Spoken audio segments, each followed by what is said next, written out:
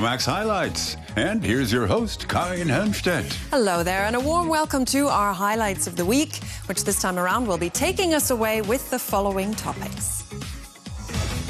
Carnival costumes, how revelers in Venice relive past traditions. Surreal scenes, Swedish artist Erik Johansson questions reality.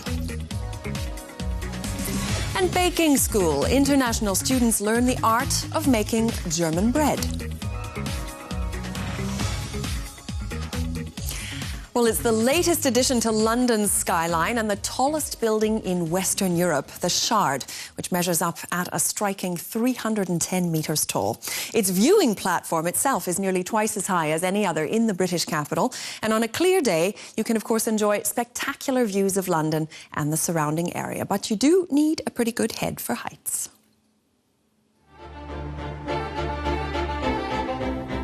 I think it's a great building. I mean, it's amazing engineering, isn't it?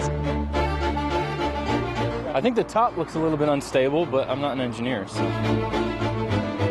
I don't know, it's very modern. It's a bit of a blot on the landscape, I think. Not everyone thinks the Shard is a successful addition to London's skyline, but it's impossible not to notice it. This family wanted to be here for the viewing platform's opening day. Day one, we knew we wanted to be one of the first people up here just to get the experience.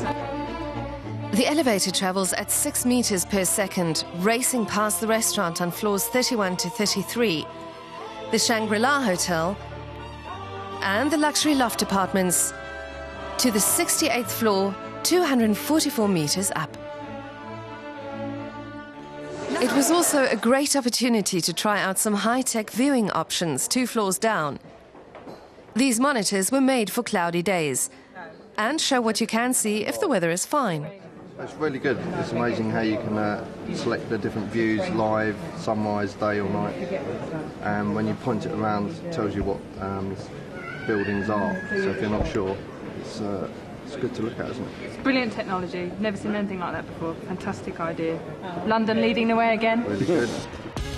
That was Italian architect Renzo Piano's goal from the start. He has considerable international experience designing the Pompidou Center in Paris and part of Berlin's Potsdamer Platz complex. The building's bold profile pleases many Londoners, but not everyone's a fan.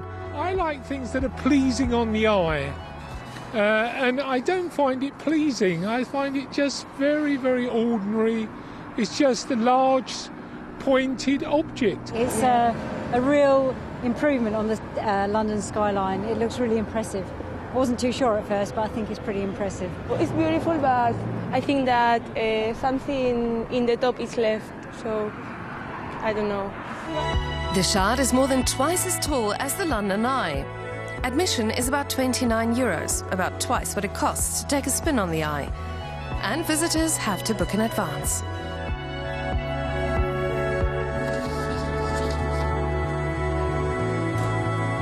You've got such a tapestry of history. We're in a 21st century tower, and right across the river from us is an 11th century tower, the Tower of London. And nowhere else in the world do you have that kind of perspective on history. And you have the Thames snaking away from us, and railroad tracks spider webbing out from the building. It's marvelous. Our visitors agree. For them, the opening has been a long time coming. I've watched the Shard being built for the last few years because every day I come past the Shard and cope with all the disruption of it for the last few years. So to actually see the finished article, and it's been worth all the disruption and all the building work. It's been great, really, really good. The Shard and its viewing platform could become a popular starting point for visitors to London, and even sceptical locals may eventually get around to loving the latest addition to the city's skyline. Well, now to a state of mind that resembles sleep, but even if many people are skeptical about it, science has shown that hypnosis does have a genuine effect on brain and body function, making it a useful procedure for curing people of fears and phobias. Well, Germany's Yawn has been hypnotizing people for years, but not in a practitioner's room, as he prefers a much wider audience. Yawn calls himself a miracle worker. And tonight he wants to put his Berlin audience in a state of amazement. Did you choose number 5? Applause. Becker reads his audience's minds and hypnotizes several of the 400 spectators. And sleep. And he demonstrates his willpower. Someone from the audience feels his pulse while Jan Becker briefly interrupts his heartbeat through the power of his imagination.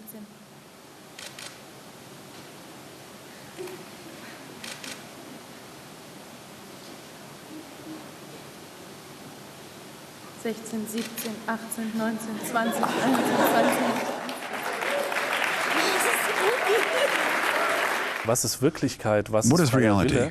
What is free will? I've always been driven by these questions. And how can I create surrealistic moments on stage? How can I make you dream and put you in another world? That's my passion.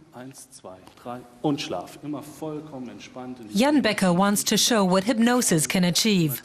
Not everyone can be hypnotized. You have to be willing to. Like these 7 members of the audience. Becker puts them in a state of mind in which they can't seem to remember their own names. Please tell us your first name now. The more you try, the further it slips away.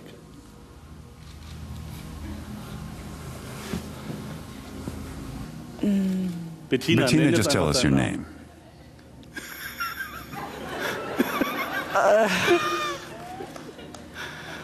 It's all just the power of imagination. I can't even say whether I forgot my name.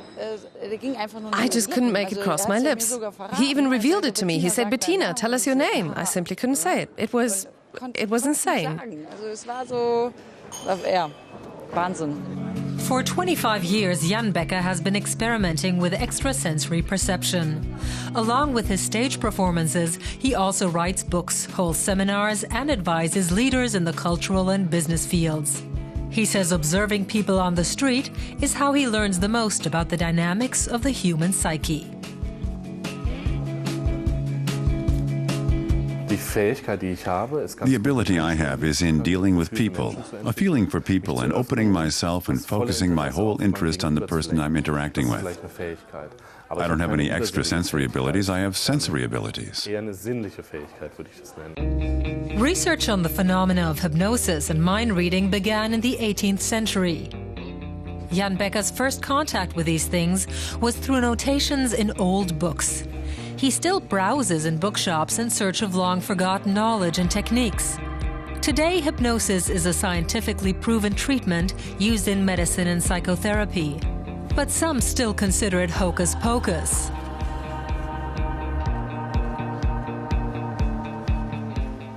The Euromaxx team was skeptical too. So we had Jan Becker hypnotize our colleague Simin Savabre. When you sense this, close your eyes and sleep. Relax. Sink deeper and deeper into this wonderful state of complete relaxation. He wants her to forget all about the number 4 for a while. We'll count on each hand. 1, 2, 3, 5, 6. And now we'll start here again with 1. 1, 2, 3, 5, 6. And how much is 6 plus 6? 12. It's a process in which you concentrate on one thing and forget everything else. That's hypnosis. There's no transmission of psychic rays, no other state we've never experienced before. Instead, it's about absolute focus and concentration on a single thing. Back on the stage, Jan Becker is reading minds. Blindfolded, he guesses what object a spectator has brought. He says her thoughts are expressed in the tiny movements of her muscles, and he can read them.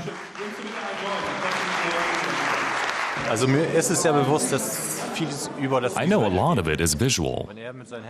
So when he was moving his hands, I'd look at his feet, trying to see how it's done. But it was too much for me. At first I kept asking myself, how does he do that? And tried to figure it out. But then I just relaxed and enjoyed the moment. In the show's most spectacular stunt, Jan Becker detects the position of a balloon placed at random in the room. He claims to use only his telepathy to do it, and things really end with a bang.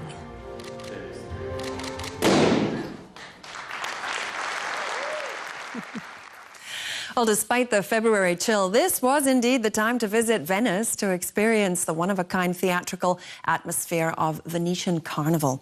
Celebrations kicked off in traditional style with some 70,000 people there to witness the annual Flight of the Angel, when a figure in costume descends on a rope from the belfry on St. Mark's Square. Well, thankfully, the weather was sunny for that event, as revelers have been having to brave some heavy rains this year. Not enough, though, to dampen their spirits. Euromaxx reports. Carnival in Venice is about traveling back to the glorious days of the past and being the object of admiration for a few days, or hours at least.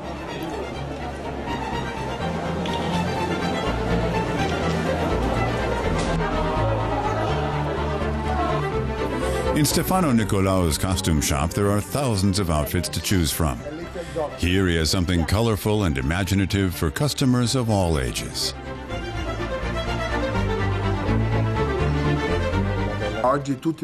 These days, most people want to be more beautiful, to become princes or princesses.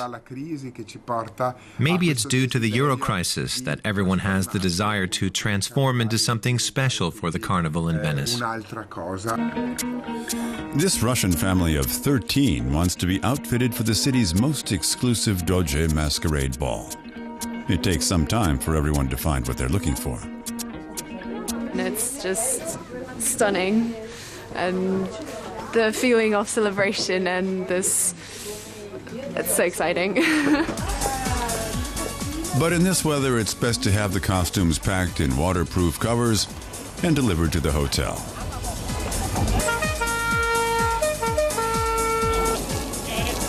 There hasn't been heavy rain like this at the Carnival in years. Many events have been canceled. A couple of masquerade enthusiasts find shelter in the city's malls or in cafes on St. Mark's Square. It's bad news for snap-happy tourists. Only to please people. If they get a good picture, that's good. Si sente molto nobile. I feel like royalty. Everyone should try it out sometime. It's nice. One man who's braved the rain is King Ludwig XVI, otherwise known as Stefano Bedoni from Modena. He's been working on his costume for weeks and won't let the weather hamper his debut.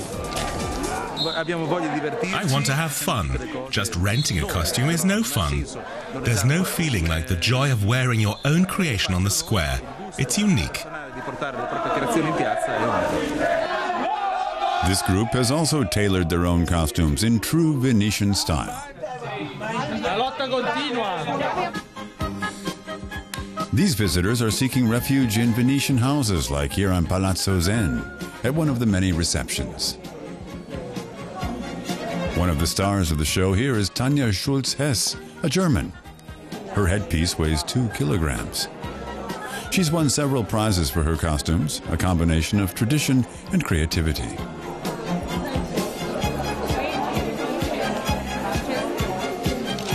That's the lovely thing about Venice. It's old and new at the same time. Everybody can take part, everyone gets their chance. Over the past few years, a lot of goths who have beautiful dresses too have come. What I don't like is the drinking and the yelling. People can do that elsewhere. Venice is just too beautiful for that. Back in Stefano Nicolao's workshop, you can get a costume custom made. He's designed the wardrobes for many Hollywood films, like Elizabeth starring Cate Blanchett. He's also dressed stars like Paris Hilton, Michelle Hunsinger, and Grace Jones.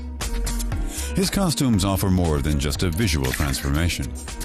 Apart from the mask, which changes the shape and expression of the face, the costume can also change the character of the person.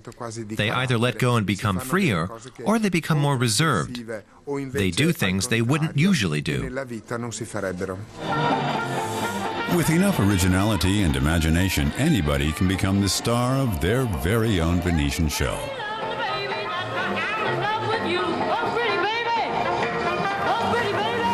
And thankfully, the weather forecast for the next few days is looking brighter.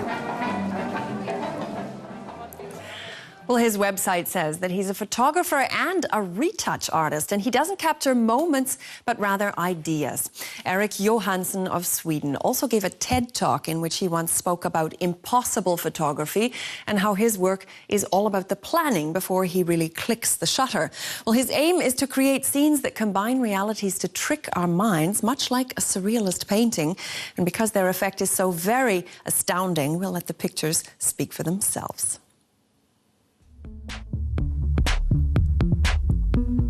Images from another world, like out of a dream. Authentic, yet bizarre. And impossible.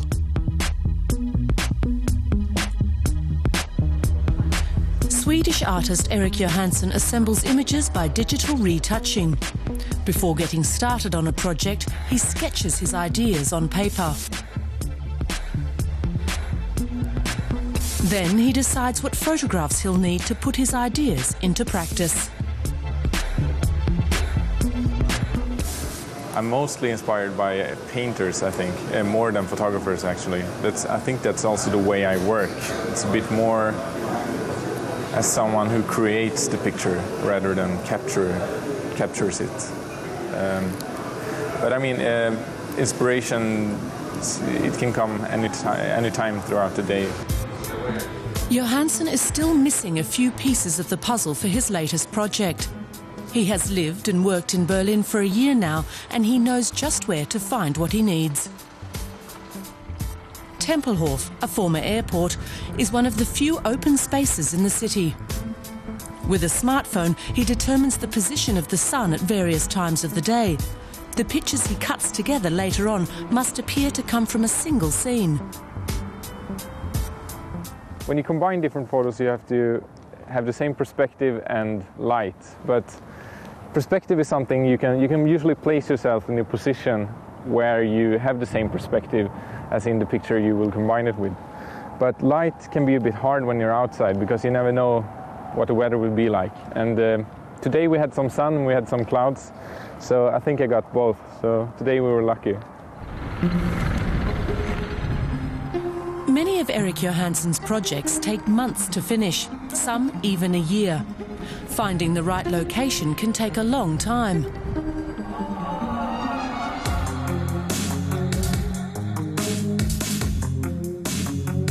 He draws on inspiration from surrealist painters like Salvador Dali, René Magritte or M.C. Escher.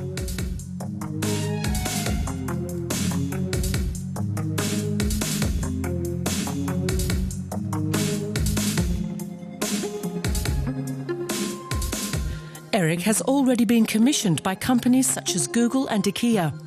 2 years ago, he created an installation for the software giant Microsoft. The video for it was viewed more than 2.5 million times on YouTube.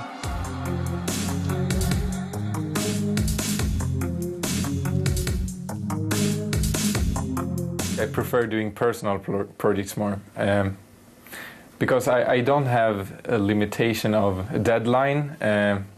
I can do whatever I want, and it's just my imagination that sets the limit in that sense. Johansson works with Photoshop at various levels simultaneously. Here he's inserting pictures from Tempelhof Airport into his present project. Editing can take several weeks too.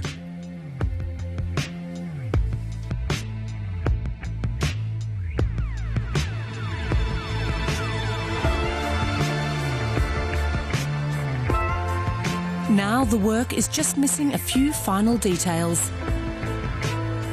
I'm really happy to be able to work with my hobby, in a way.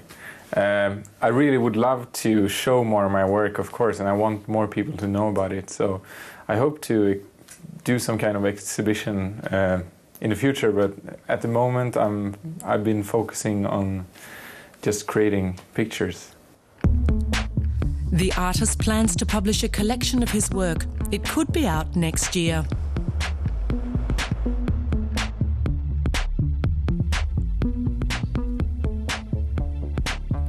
Until then, Erik Johansson will continue to look for perfect subjects for his perfect illusions.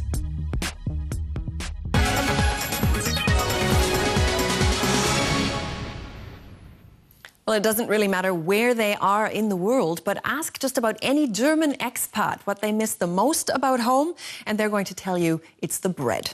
And with good reason, because it is the most normal thing in the world to walk into a bakery in Germany and find rustic rye, multi-grain breads, poppy, onion, or even potato bread.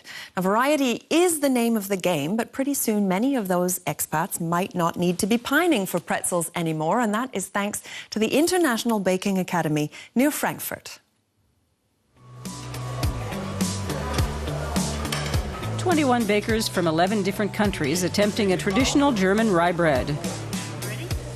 Monica, who's based in Miami, runs a catering company specializing in cuisine from her native Peru. She's here to expand her repertoire. Everyone wants to have good bread. The idea is to see whether this kind of product can work in Miami. She's still pretty new to the bread business.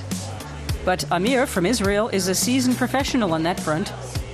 He runs his own bakery in Tel Aviv.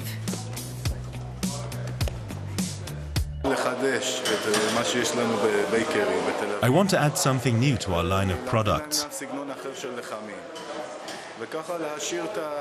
I want to give people a new kind of bread and broaden our range at the bakery. The National German Bakers Academy is located in Weinheim, a picturesque town in western Germany. Every year it attracts bakers from all over the world looking to expand their skills. The school hosts special courses twice a year, covering everything from rye bread to braided loaves to jelly donuts and even pretzels. This is where professional and prospective bakers learn the basic recipes behind German baking. The advanced course costs almost €2,500, samples included. There's great demand worldwide for German baking skills. If you go abroad for a while, as a German you miss the bread. Ever since word got around, German bakeries are springing up everywhere. And bakers from other countries also want to learn the art. After completing the course, students get a diploma in German baking. These two alumni from Spain and South America are now in business, selling German bread. German bread is very famous. Usually people want to have good bread. We would like to have German bread, yeah. It's from scratch. It's not like the stuff that you're buying in the shops, you know. That's all you can get in Ireland at the moment, really. There's no bakeries. You can't buy homemade bread. There are lots of exciting developments with bread in Israel right now, but most bread is still industrially produced. The mornings start with a theory session. The instructors explain the importance of getting the dough the right consistency. On the menu today are whole grain bread and other brown loaves. 600, yeah. The ingredients are pretty straightforward. Yeast, salt, water, flour, and the appropriate expertise. And you don't necessarily need an expensive oven either. Students learn over 100 recipes here, many of them adaptable with ingredients from their native countries. The crucial thing in baking is accuracy. Everything is precise. The consistency of the dough is very important. Checking the temperature is something I would never have thought of doing. The standard is very high, and I want to meet it. The biggest problem is coping with the huge variety. It's not just about wheat doughs or about sweet products. Amir needs no lessons in how to use an oven. What he is learning are the essentials of a good German bread. You know why? Because the chamber was open, remember?